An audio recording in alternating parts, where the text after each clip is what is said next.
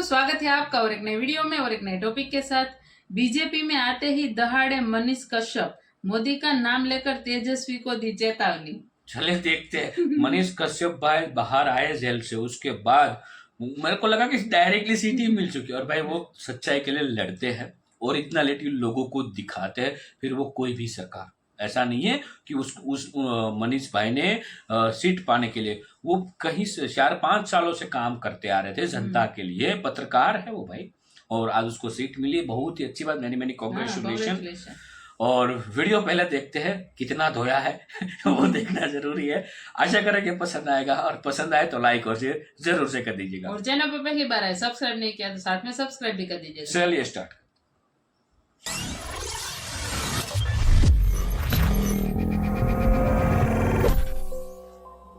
नमस्कार, स्वागत है आप सभी का एनएफ न्यूज़ पर। और इस वक्त मेरे साथ मनीष कश्यप मौजूद हैं, लेकिन अब उनके नाम के सामने नेता बीजेपी लिखा जाएगा, क्योंकि उन्होंने सबसे बड़ी पार्टी को अब ज्वाइन कर लिया है। दिल्ली में मनोज तिवारी, संजय मयूख के मार्गदर्शन में मनीष कश्यप ने दिल्ली बीजेपी ऑफिस में दिल्ली का दामन थाम लिया है और बीजेपी का ये जो रंग है अब उन पर चढ़ गया है। सबसे पहले बहुत बहुत स्वागत।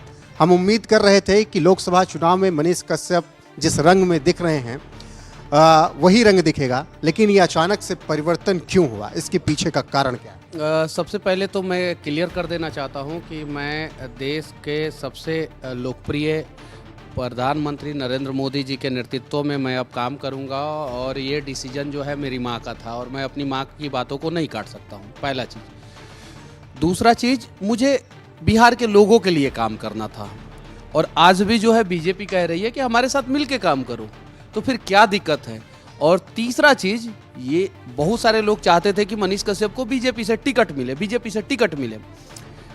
बीजेपी से टिकट मुझे नहीं मिला, मैं चुनावी मैदान में आया। अब जो है मुझे वो सारी चीज़ें मिलेगी जिसके तहत जो है मैं गरीबों के लिए आसानी से काम कर सकता हूँ, मैं आवाज़ उठा सकता हूँ, लोगों की मदद कर सकता हूँ। जैसे मैं 2 दिन पहले चुनाव प्रचार में गया था, एक बूढ़ी माँ जो है वो मतलब कि मेरे सामने आई जिनके पास घर और कुछ नहीं था। मैंने बोला घर बनवाऊंगा, तो मैं यहाँ से जैसे जाऊँगा, आचार संहिता जैसे ख़त्म होगा, जिस दिन आचार संहिता ख़त्म होगा उस दिन उनके घर में काम लग जाएगा, मनीष कश्यप लगवा देगा काम।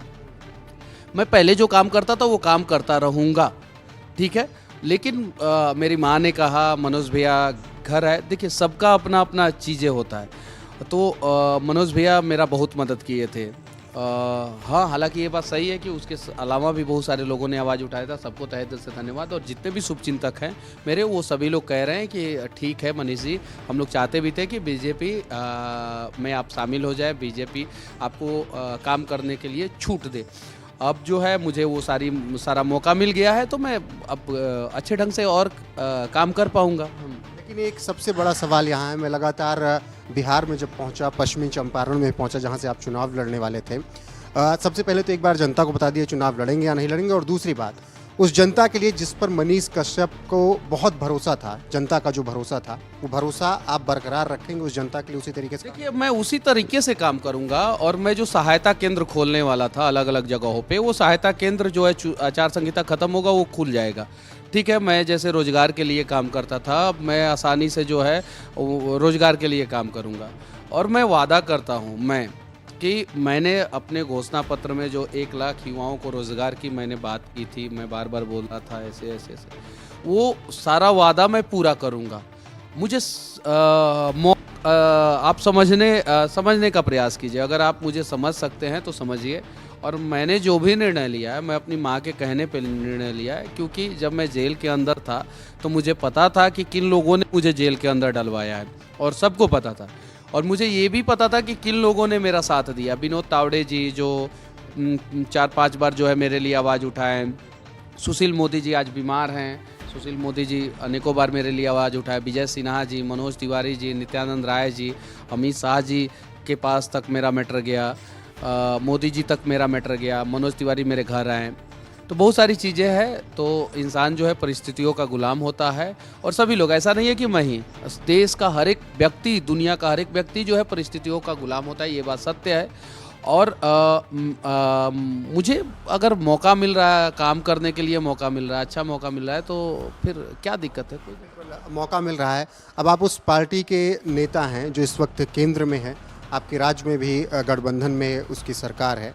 ऐसे में उन विरोधियों को जिन्होंने आपको जेल भिजवाया, यहाँ से तमिलनाडु ही भिजवाया, उनकी साहसें बढ़ गई होंगी क्या? बहुत जल्द मनीष कश्यप जो है तेजस्वी जी के सामने रहेगा, वहाँ पे जहाँ पे तेजस्वी जी बैठ के जो है और बिहार के मजदूरों के खिलाफ जो है बोल रहे थे कि तमिलनाडु में कुछ हुआ ही नहीं है, तमिलनाडु में कुछ हुआ ही नहीं है। बहुत जल्द जो है वहाँ से मनीष कश्यप जो है उनको जवाब देगा। विधानसभा पहुँच रहे हैं? कुछ चीज़ों को जो है रहने दीजिए, लेकिन बस इतना ही कहूँगा मैं कि बहुत जल्द जो है उनके आंखों में आंखें मिला के मैं जवाब दूंगा और कुछ सवाल पूछूंगा कि आखिर मनीष कश्यप को 9 महीना आप लोगों ने जेल में क्यों डाला था।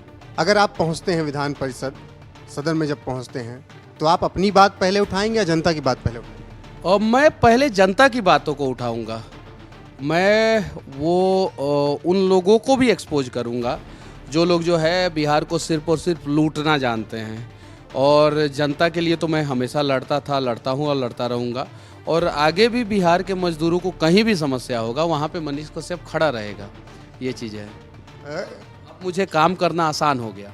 काम करना आसान हो गया, लेकिन आप जब आज ज्वाइनिंग कर रहे थे, जब आपने बोलना शुरू किया तो काफ़ी भावुक नज़र आए थे। देखिए, ये बात सच्चाई है कि दुनिया का सबसे बड़ा पार्टी, दुनिया का सबसे लोकप्रिय पार्टी, दुनिया का सबसे लोकप्रिय नेता नरेंद्र मोदी जी, पार्टी बीजेपी, और वहाँ पे एक बिहार का गांव का लड़का मनीष कश्यप जिसका खपड़े का घर है, साधारण परिवार से है, और उसको बुला के उतना इज्जत मिल रहा है, उसको जो है उतना छूट मिल रहा है, उसको बोला जा रहा है जाइए आप काम कीजिए, अच्छे ढंग से काम कीजिए, तो अपने आप में कोई भी भावुक हो सकता है।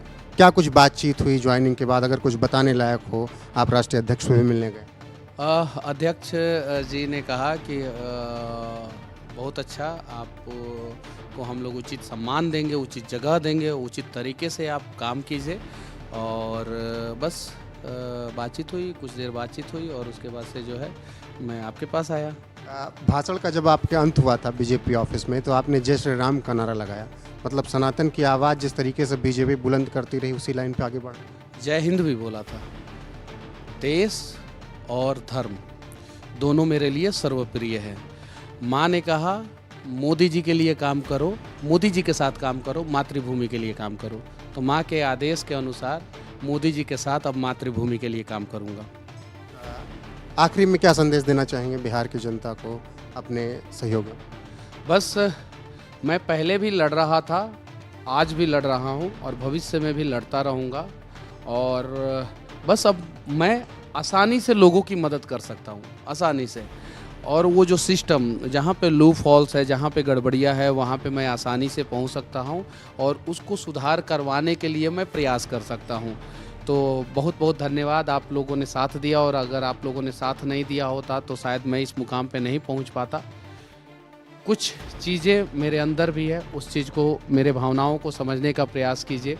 मेरी माँ है, पिछले 2 साल से मुस्कुराई नहीं थी, और कल पहली बार जो है माँ मुस्कुरा रही थी और बार बार बोल रही थी, पटना लेके आ रही थी। तो मुझे पता तक नहीं था कि मैं पटना क्यों जा रहा हूँ। मैं अपनी गाड़ी में, वीडियो भी है, मैंने माँ से पूछा कि क्यों ऐसा, तो मुझे पता नहीं था। हर माँ चाहती है कि मेरा बेटा सुरक्षित रहे, मेरा बेटा अच्छे ढंग से, किसकी माँ नहीं चाहती है? दुनिया की हर एक माँ चाहती है। जब मैं 9 महीना जेल में था तो माँ कष्ट में थी, तो माँ को लगा कि मनोज तिवारी भैया कॉल किए हैं, बुलाए हैं और हर वो बात मान रहे हैं, तो फिर क्या दिक्कत है? तो माँ मेरा हाथ पकड़ के लेके आई है और मोदी जी के हाथ में मेरा भविष्य सौंप दी है। अच्छा, मोदी जी के हाथ में भविष्य सौंप दी। ये डिसीजन कब हुआ था? इस बीच चुनाव प्रचार में बहुत व्यस्त। मुझे कुछ पता नहीं था। कल शाम को 6:10 तक मुझे पता नहीं था। 7:10 पे मेरा फ्लाइट था। मुझे पता नहीं था कि मेरा टिकट भी बुक है, एयर इंडिया में टिकट भी बुक है, मनोज तिवारी भैया के साथ टिकट बुक है। मुझे कुछ नहीं पता था। 6:10 पे जब मैं एयरपोर्ट पे आया तो मेरे मित्र मोहित जो हैं और मनी द्विवेदी जो हैं, उन्होंने कहा कि मनोज तिवारी भैया आ रहे हैं। तो मुझे कुछ शंका हुआ, तो मैंने माँ से पूछा, तो माँ ने बोला कि हाँ, उनके साथ आपको जो है दिल्ली जाना है, हम लोग दिल्ली चल रहे हैं। तो उस समय मुझे पता चला, 6:10 पे मुझे ये बात पता चला। और आप बताइए कि आप अपनी माँ की बातों को काट सकते हैं क्या? अगर आपकी माँ जो है आपका भविष्य सुरक्षित करे तो आप नहीं काट सकते हैं। तो मैंने भी अपनी माँ की बातों को नहीं काट पाया।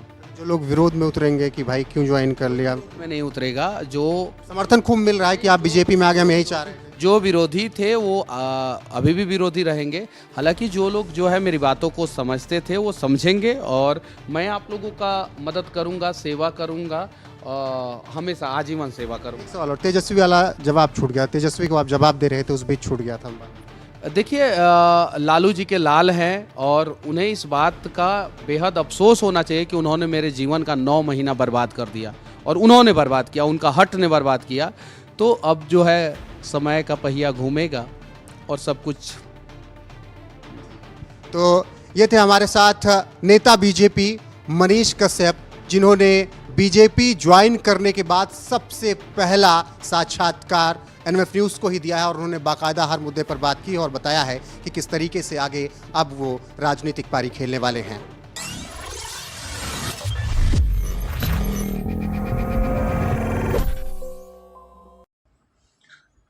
थैंक यू दोस्तों, वीडियो को यहाँ तक देखने के लिए। मनीष कश्यप भाई, आपको मैनी कांग्रेचुलेशन दोबारा। हाँ। और दूसरी बात कि भाई हमने आपकी वीडियो बहुत देखी। मनीष कश्यप भाई आप लिखोगे ना यूट्यूब में तो दोस्तों उसकी चैनल आपको मिल जाएगी। बहुत ही अच्छे से काम, बहुत ही बढ़िया काम कर रहे हैं, गरीबों को हेल्प कर रहे हैं, जिसके मतलब जो झूठे हैं उसको भी बाहर दिखाते हैं। जैसे बहुत सारे वीडियो में हमने देखा, रोड की वीडियो वो दिखाते हैं, कैसा काम हुआ कैसा नहीं, कई सारे स्कूलों की वीडियो दिखाए, ये सब बहुत कुछ देखा है हमने उसकी वीडियो में। और आवाम जनता के लिए उन्होंने मदद की है, और उसी मदद में से कुछ ऐसा हुआ कि उसको जेल जाना पड़ा। और जेल क्यों जाना पड़ा है, क्या है, वो आप अच्छे से जानते होंगे दोस्तों। दूसरी बात कि बीजेपी का भाई टिकट मिल चुका है, अब मनीष कश्यप भाई दे धनाधन हाँ, अच्छा काम ना, करेंगे। उनको मतलब काम करना था और उसको मौका मिल गया, और बट वो एक अच्छे ही से काम कर पाएंगे। बिल्कुल एक ही चीज कहना चाहेंगे, यदि मनीष कश्यप भाई आप ये वीडियो देख रहे हो तो आप जो मनीष कश्यप हो ना, वो आप वही रहना बस। हर बार क्या होता है कि लोग नेता बनते हैं, लेकिन नेता बनने के बाद कुछ और बन जाते हैं, उसका एटीट्यूड कुछ चेंज हो, बट वो चेंज मत हो जिंदगी में। यदि आप रियलिटी में रहे तो मैं लिख के देता हूं, आपको आगे बढ़ने में कोई रोक ही नहीं सकता है। और जो सत्य होते हैं ना, जो सत्य होते हैं उसी के साथ ही लोग जुड़ते हैं।